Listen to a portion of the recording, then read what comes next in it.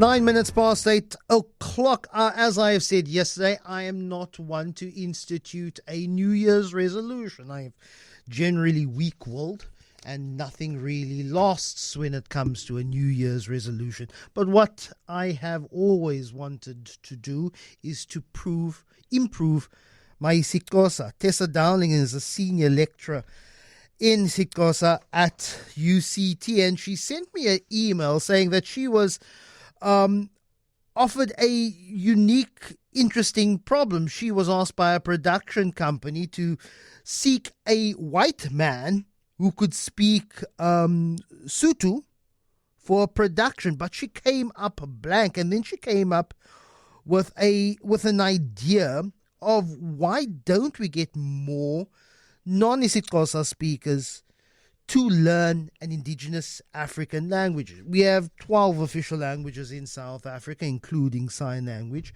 Many of us are at least bilingual. But it is one of my faults, Tessa, that for so long I have threatened to improve my isiXhosa beyond just what I call my survival isiXhosa, simply just to introduce myself, who I am, who I work for, and where I need to be, and maybe even to ask for a small bottle of water, ngingli manzi, when I am somewhere at a spaza shop. But Tessa, thanks so much for joining us. Really appreciate your time. Firstly, Molo, I hope you are well. But tell me about this problem that you encountered where a production company asked, saying that we're looking for a Sotho speaker here in Cape Town, but it has to be a white man. Yeah, they wanted a white Sotho speaker. By the way, I'm impressed about how much Xhosa you do know. So that's certainly up there. But they wanted a white Sotho speaker. So I asked my colleague, who's now retired, Derek Gowlett, and he said no. He's brilliant, spoke Sotho very well, but he's getting on, and he's still a famous Bantu linguist, but he said he didn't want to do it. He was losing too much already, and he's losing his Xhosa, his Sotho, and he speaks other languages as well. So then I thought, okay, my colleagues will know because they teach Sotho as a second language, but they also didn't know, and they also were referring to Derek. And then the agency said they would give Derek more money if he would come. And he was just saying, I don't want haki partly. So it seemed to me then that if we have 5 million Sotho speakers in the country and 4.9 million English speakers, then they're kind of equal. But why would it be so much easier to get a Sotho speaker who could speak English and not an English speaker who could speak Sotho? Also geography. If you were somewhere around the more central parts of the country, in the Free State, you may be able to find a white Basotho speaker. Wouldn't that not be possible? In Cape Town, in Eastern Cape generally, you have non-traditional, or should we say black, should we say white people who generally may be able to speak isiXhosa in the Western Cape and Eastern Cape? I agree with you.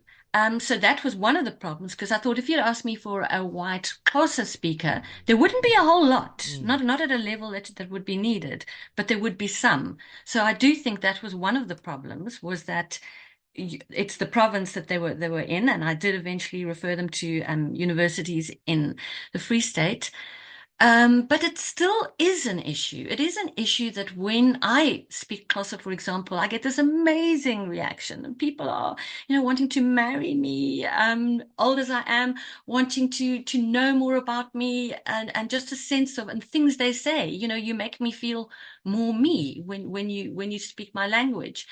And the students that I've taught also saying they go out there and they're completely humbled by the reactions. And I don't know if you, Lester, when you speak your bit of Xhosa, or more than just a bit, it's quite cool, don't you think? Yeah, but it is also a personal failing of mine. The improving of my isiXhosa. I would not be able to hold a cogent conversation, but to provide little phrases which helps the communication process. And you're right. Being able to ask for ngingli amanzi just makes Yes. you connect a bit more. But I wonder why it is. I think it's got to do with I'm not forced anywhere in this city of Cape Town, where I think it's now split over thirds of English speakers, Afrikaans speakers, and isiXhosa speakers. But I'm not personally put in an environment where I'm forced to survive to speak in isiXhosa, Tessa. I agree. And so if you're not forced, you have to have some motivation. So one thing is we can try and force, we can try and lobby for that. But I think if people knew what happens when you learn another language, because languages give you insights into worldviews, how so there are languages in the world, for example, in which the future is behind you because you can't see it, and the past is in front of you because you have pictures of it. There are things that happen in Sutu and in Xhosa that just explode your mind with their creativity, with their emotional impact that they have on you when you learn it, when you're getting to the grammar. So that's one thing I think people don't see how much benefit that they could get just on so many levels. Talking about illness, aspects of respect, things that you can and can't say. So that would be one of those things. So that motivation. And then I think also the way we teach it. I think even when at schools, I get quite sad when I see at schools that it's taught just like lists, ipensile, itafile. And I try and teach in a way that kind of is about the way you live. It's so you don't, learn a language, you live a language is a wonderful quote. And that sort of also suggests to me that we are not living with the people that are around us. And when I ask uh, students that I teach, do you go to the townships? They go, no, we don't. We're scared, and I get that. I get that. But then, where is the reaching out? Where is that getting involved in communities other than your own and speaking languages other than your own? And I think it would just be and is with the students that I teach so enriching when they do make that effort. Mm. What's your thoughts on compulsory third languages at, for example, Cape Town and Western Cape schools? Third examinable languages in English, Afrikaans, and isiXhosa. Would that help in over time in the next 12, 15, 20 years? We grow into a Cape Town community that is broadly multilingual and not just bilingual, with many people bilingual in English and Afrikaans. I think that would be very helpful. I think that at the schools where they are teaching Xhosa, I know that and the teachers are trained, the students are learning it and can speak it.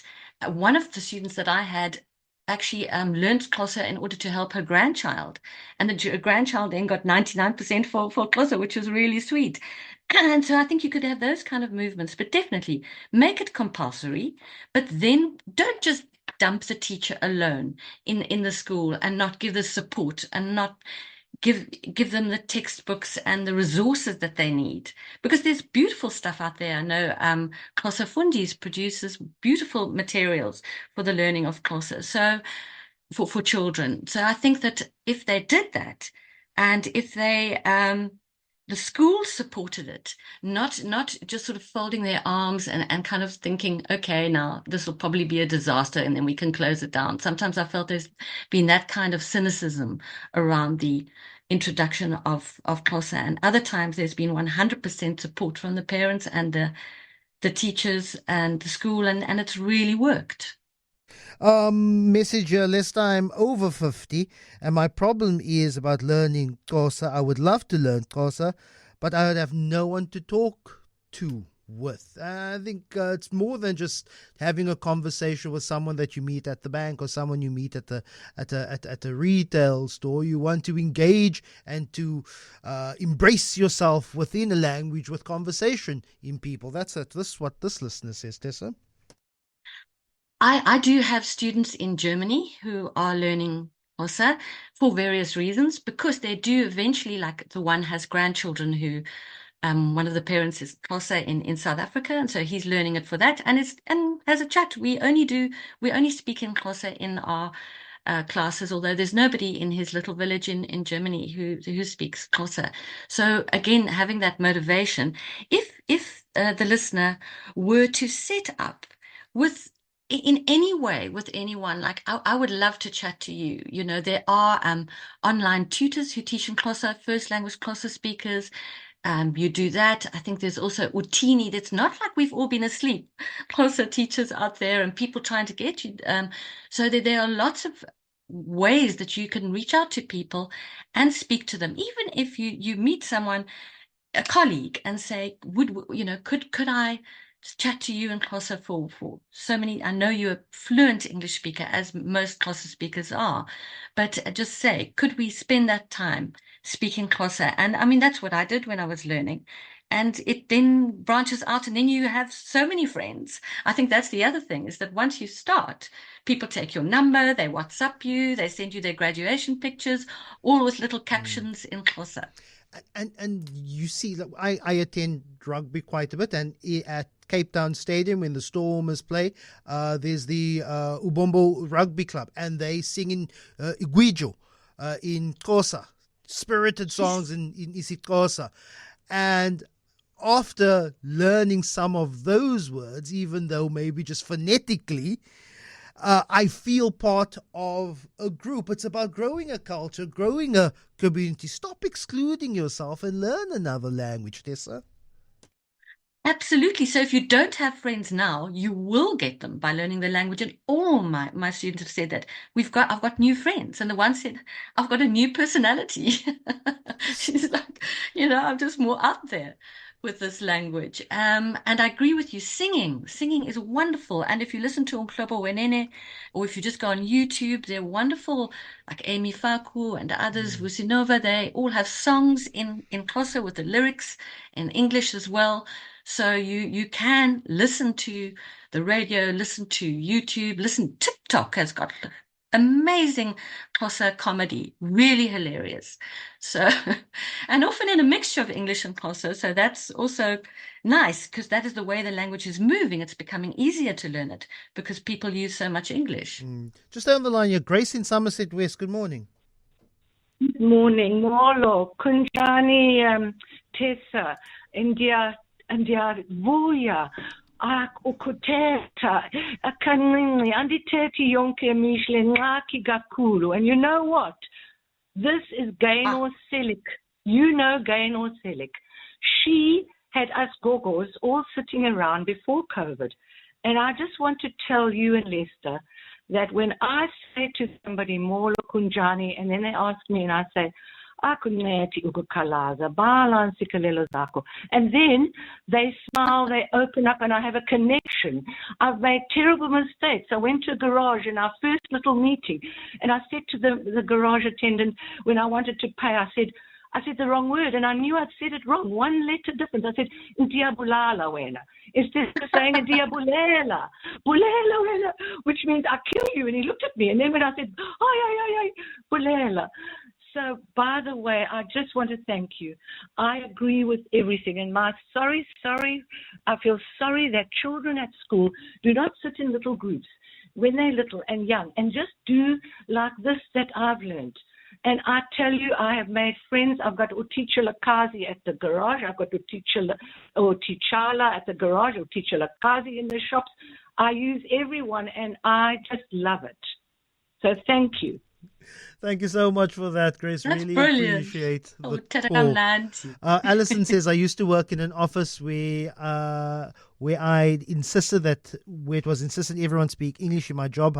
Now encourage my largely Xhosa team to speak to each other in Xhosa. It helps me learn the language slowly, and I think that it is respectful. When we're talking about access to classes, I've been in situations where I've taken up the opportunity through my work opportunity, and I think corporate should actually have some sort of a compulsory African language course. I know that many companies do offer that, Tessa, but simply with better communication with colleagues, I think we need to pay more attention to this in this year, 2025, Tessa.